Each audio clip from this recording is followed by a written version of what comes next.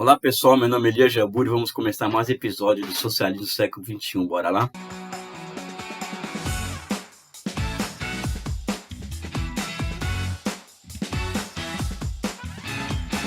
Um dos temas que apareceram na nossa enquete do Twitter, né, e que nós temos que ser fiéis ao nosso público, né, é o de tratar a questão da agenda ambiental e o socialismo do século XXI, ou seja, agenda verde e socialismo do século XXI. Eu confesso que não é um tema em que eu domino completamente, né?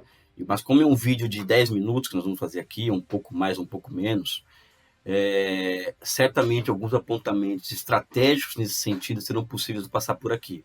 Até porque tem toda uma discussão sobre isso, é uma discussão que é polêmica, é uma discussão que envolve correntes de opinião das mais diversas. Por exemplo, tem uma corrente de opinião que é muito forte do ponto de vista do movimento social, e mesmo no campo das ideias, que é o chamado ecossocialismo, que eu não vou entrar em nenhuma questão de mérito aqui, até porque eu conheço muito pouco dessa literatura, né? De forma imediata, eu acredito que nós temos que levar em consideração alguns pontos, né? Primeiro, que somente o socialismo poderá salvar o planeta. Isso é verdadeiro, tá?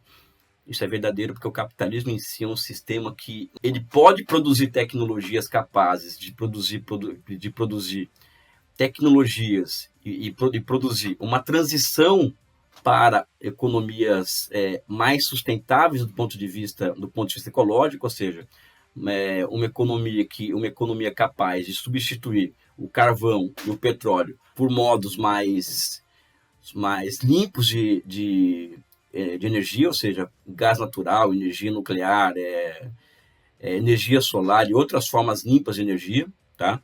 Agora, o que acontece é que eles podem criar essas tecnologias, criar isso, mas eles retêm essa tecnologia nos seus países de origem, seus países de origem. Por exemplo, a Alemanha, ela colocou que é o gás natural a sua grande matriz energética. A Europa inteira praticamente é interconectada por trens de alta velocidade. Então, eles têm condições financeiras muito maiores de fazer essa transição verde, os países capitalistas, do que os países periféricos. Inclusive os países socialistas, com exceção da China, que também já está em uma agenda avançada, vamos dizer assim, de transição energética, né? Apesar de eles consumirem muito carvão ainda, eles já fizemos um vídeo sobre isso. A previsão dos chineses é chegar a 2030 com um pico de emissão de carvão em 2030 e chegar a zero em 2060, né? Ou seja, é uma meta muito ousada, uma meta que tem que ser planejada milimetricamente, porque senão pode dar efeitos assim, efeitos muito negativos no curto prazo para a economia do país, como aconteceu recentemente com a falta de carvão no mercado, né? Esse é um outro assunto. Mas eu tenho muito claro dois pontos. Primeiro, que é uma pauta que envolve diretamente ciência e tecnologia. Tá? Não adianta nós tratarmos essa questão como se fosse algo lúdico. É uma agenda que envolve ciência e tecnologia. E se envolve ciência e tecnologia, é uma agenda que traz no seu núcleo uma questão financeira fundamental. Trânsito, vamos dizer assim, de uma energia, de formas fósseis de energia, para formas mais sustentáveis, demanda muito investimento em ciência e tecnologia e muito dinheiro. Além de uma questão que é política, que você quer se enfrentar. Nos países capitalistas ou nos países em transição ao socialismo, ou que têm superestruturas orientadas, vamos dizer assim, ao socialismo, né? Os seus próprios lobbies internos do petróleo, por exemplo, né? Ou seja, mesmo as experiências que se auto-intitulam, que transitam ao socialismo, as suas matrizes energéticas, como a Venezuela, por exemplo, são amplamente baseadas no petróleo, né? Então, também não é uma discussão fácil, né? Então, tem ciência e tecnologia e tem a questão financeira. Então, não dá para achar que é uma agenda lúdica essa daí.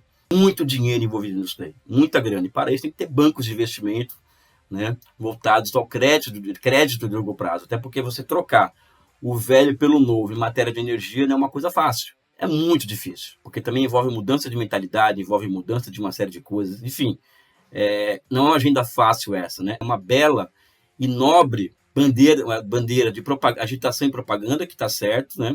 É uma questão de sobrevivência humana, né? Mas ao mesmo tempo existem essas questões que são do mundo real, né? Ou seja, ciência e tecnologia, finança, etc., que vai levar, por exemplo, a humanidade a um caminho mais sustentável de desenvolvimento. Ao lado disso, existe uma questão que é uma questão que eu, particularmente, eu posso ser muito criticado por muitas pessoas por conta dessa minha visão, não abrir mão do desenvolvimento acelerado das forças produtivas durante esse processo. Ou seja, a batalha ainda entre socialismo e capitalismo ocorre no âmbito do surgimento de novas possibilidades em matéria de produtividade do trabalho ao socialismo, capazes de suportar o capitalismo nessa área, não é?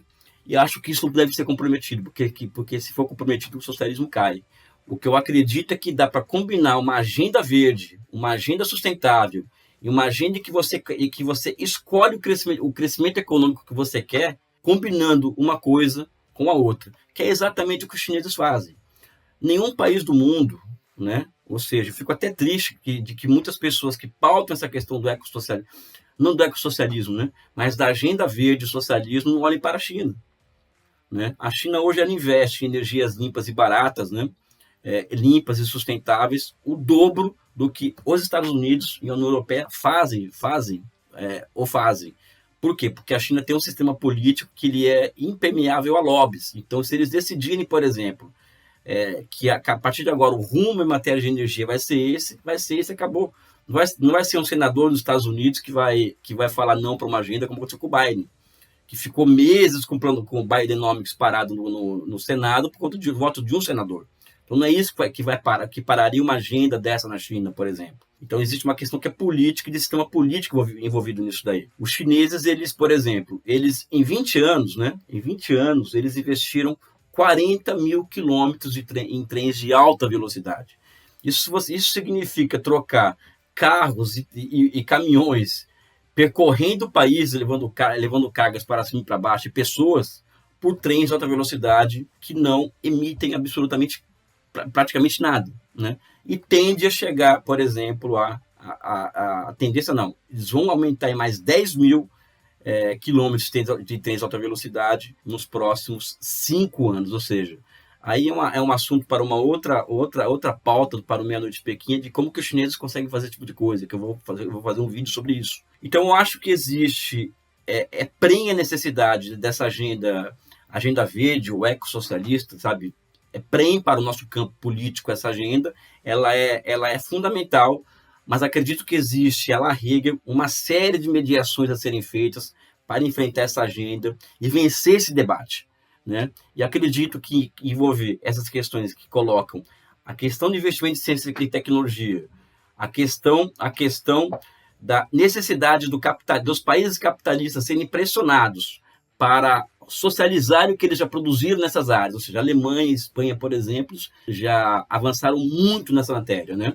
E também a questão financeira, ou seja, não existe ciência e tecnologia sem muito dinheiro para isso, né? Então, para isso, os próprios comunistas têm que ter clareza de como funciona os mecanismos da moeda, ou seja, a gente não entender como funciona a moeda, não dá nem para conversar sobre absolutamente nada, muito menos sobre uma agenda verde, porque uma agenda verde também vai demandar a construção de conglomerados empresariais estatais voltados para essa finalidade, voltados para esse fim. E são conglomerados que vão funcionar fora do sistema de preços, porque não é uma agenda, vamos dizer assim, lucrativa no curto prazo. Então você vai ter que montar sistemas empresariais fora do sistema de preços, como fez a China há 20 anos, não é? Ou seja, isso significa que o Estado vai bancar essas empresas o período que for necessário até que essas empresas orientadas a construir mecanismos e técnica suficiente para acelerar a transição para novas formas de energia apareçam e surjam, né? Então, existe uma discussão que vai muito além do lúdico nessa história toda aí, né? Aqui não vai nenhuma crítica, nenhuma corrente de pensamento, porque eu não conheço esse tipo de literatura. Tem muita gente que conhece muito melhor do que eu, mas o que eu posso falar é em cima do que eu acumulei pessoalmente em cima dessas questões. Então, acho que é uma agenda que deve ser nossa, né? Nós temos que prestar atenção nela. Eu fico por aqui. Um forte abraço, um beijo no coração de vocês.